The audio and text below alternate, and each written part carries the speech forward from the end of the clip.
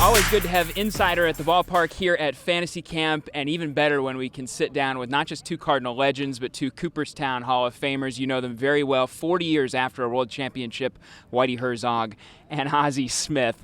Whitey, let's start with the final out. There's going to be some great promo items this year when fans come to the ballpark. One of them is a moment that captures that final out. What do you remember about watching that? Well, Bruce Sutter was on the mound. He took over after we went ahead in the eighth inning, and the center fielder was up and had a lot of home runs, and he was 2 outs. And Bruce had a great split finger and ball, and probably was the most dominant relief pitcher I'd ever seen. That's why we traded for him, and he did a great job for us.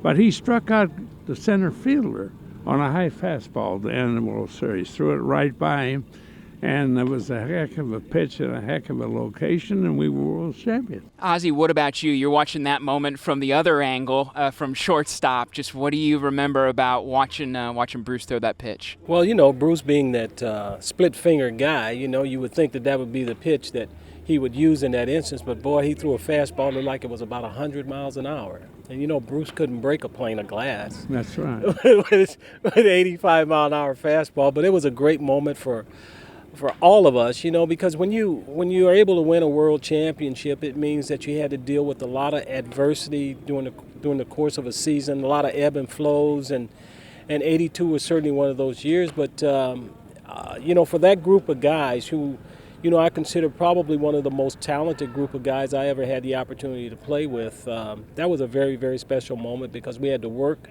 We had to work extremely hard, and we had to beat a pretty good Milwaukee Brewer team. You know, that team was called Harvey's Wallbangers, and they hit 260 or 270 home runs that year. You know, so for us to be able to beat them, we had to play extremely good, as very consistent as we did, and you know, we pitched very well against them, and I think that's what allowed us to win. Like most things in life, the game of baseball has changed. There's still a lot of things that are the same, but why did Whitey ball work? That speed, that defense, what made it go? Well, first of all, we played in Bush 2, a ballpark that the Cardinals, which they opened in 1966, when they moved there. You know, they finished 12th in home runs every year except one, and that's when they got Richie Allen from Philadelphia. Yeah, we finished 11th that year. And when I came there, we had the third highest payroll in baseball, and we were last. And we had some talent. We could hit, but we had no speed. We couldn't go from first to third. A lot of innings, it took 4 hits to get a run. And when I went, Gussie asked me what he had, I said, you got a bunch of overpaid ball players that ain't never going to win in this ballpark. And Gussie said to me, point blank, well, what do you want to do? I said, well, I want to go through the minor leagues. I want to find out the guys I think can switch it. I want to get as many speed guys as I can, and we want to play a different type of baseball. And Gussie said to me, do it.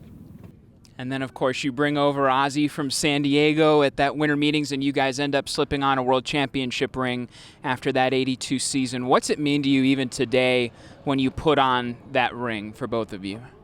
Well, I mean, it's a special time. As I said before, you know, when you win with a group of guys, there's no greater feeling of accomplishment when you can take 25 guys and bring it all together. And really that's where Whitey gets all the credit for being able to put a group of guys together where it all worked. You know, different personalities and stuff. And that's really the challenge of a manager, a general manager. And he had the luxury of being the manager and general manager to be able to coordinate it all. But he had the baseball knowledge and ability to bring us all together and understood what it was we were all capable of. And I guess the biggest challenge for him was to get us to believe. The players bought into what I explained. And we were going to run. We were going to run when we were 5 runs down. And we were going to run when we were 5 runs ahead until the end of the 7th inning. If we had a 5-run lead, we wouldn't run the 8th inning or the 9th inning. Because, you know, when you look back at that World Series, Milwaukee had hit 228 home runs and we had hit 67.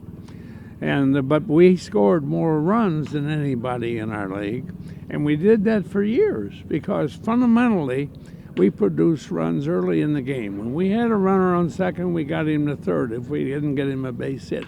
16 times that year we had runners on second and no outs, and we got them over to third base 5 times without getting a base hit.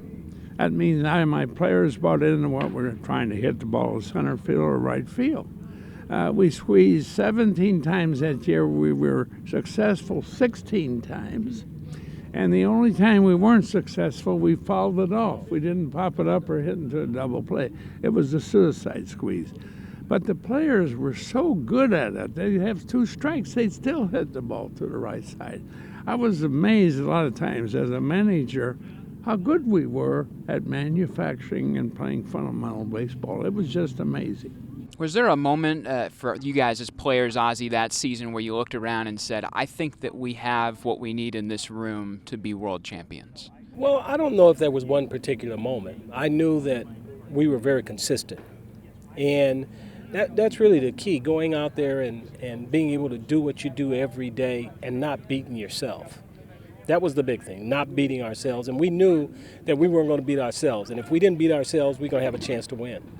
You know, when you look back, we won 92 games. Sometimes that don't win the division.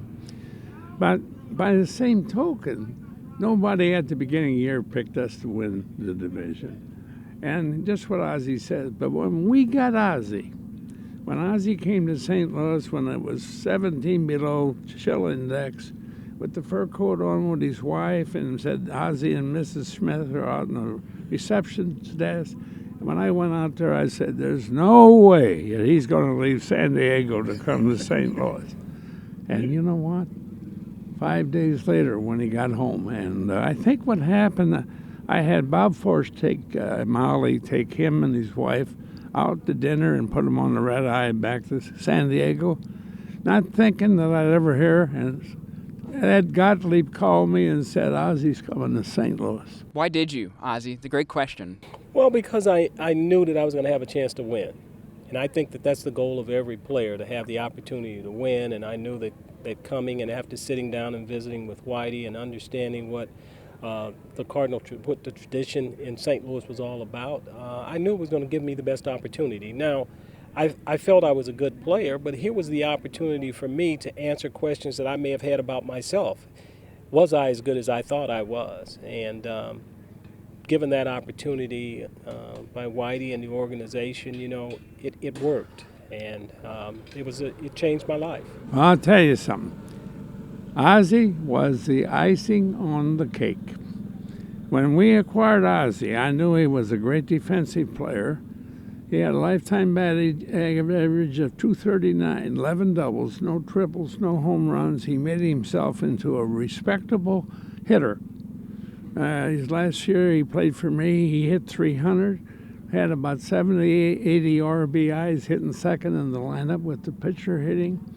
And he became really a complete player. But getting him to play defense and replacing Templeton at shortstop was the icing on the cake that really knitted the ball club. He played some great defense. You guys won a lot of games. Fans are excited to celebrate the 40-year anniversary of that 82 World Championship all summer. Cardinals.com if you'd like to come be with us throughout the summer. Let's close on this. You guys are still here taking part as part of the Cardinal family, Fantasy Camp.